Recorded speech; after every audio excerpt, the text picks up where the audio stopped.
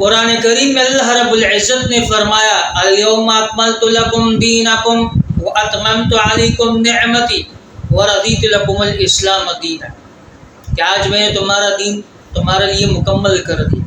جس دن اللہ رب العزت نے دین کو مکمل کیا اور اسلام پر راضی ہوا اور اللہ رب العزت نے اپنی نعمتوں کو تمام کیا، یہ انتہائی خوشی کا دن تھا۔ لیکن صحابہ کرام نے ہر دن اس کو منایا نہیں ہے کہ اس کو کوئی باقاعدہ تہوار بنا دیا۔ اب جیسا کہ چند دن کے بعد ایک جشن آزادی کے نام سے شور شوغا ہوگا اور ایک گلی چوراہوں میں ایک شور شغرب ہوگا اور گانے بجانے کا جو ہے نا وہ سلسلہ ہوگا، شریعت نے اس کی قطعاً اجازت نہیں۔ اگر ایک نعمت اللہ رب العزت نے آپ کو دی ہے تو اس کی قدردانی کرو، اور اس کی قدردانی یہ ہے کہ اللہ کے حضور اس نعمت کا شکر ادا کرو، نوافل کا اہتمام کرو۔ یہ نہیں ہے کہ محافل منعقد کیے گانے بجانے کے، میوزک کے، آپ پھر جناب لڑکے اور لڑکیاں اکٹھے اس میں ناچ رہے ہیں، اور ہماری حکومت بھی اس میں شامل ہے، وہ بھی حکومتی سطح پر ایسے محافل کا انعقاد کر رہے ہیں۔ اور اب جو حالات چل رہے ہیں ان حالات میں تو یہ ہونا ہی نہیں چاہیے۔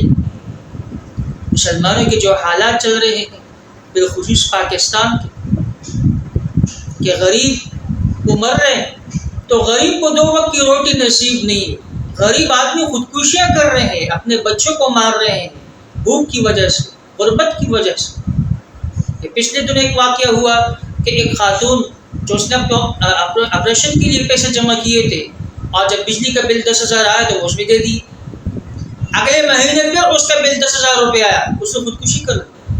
اس کا جواب کون دے گا؟ اللہ کی عدالت میں جانا ہے۔ اس حکومت سے، ان حکمرانوں سے اللہ رب العزت قیامت کے دن پوچھے گا کہ جشن میں لگے ہوئے ہیں اور غریب عوام مر رہی ہے، کیا ان حالات میں ان کو یہ زیب دیتا ہے کہ وہ جشن منائے؟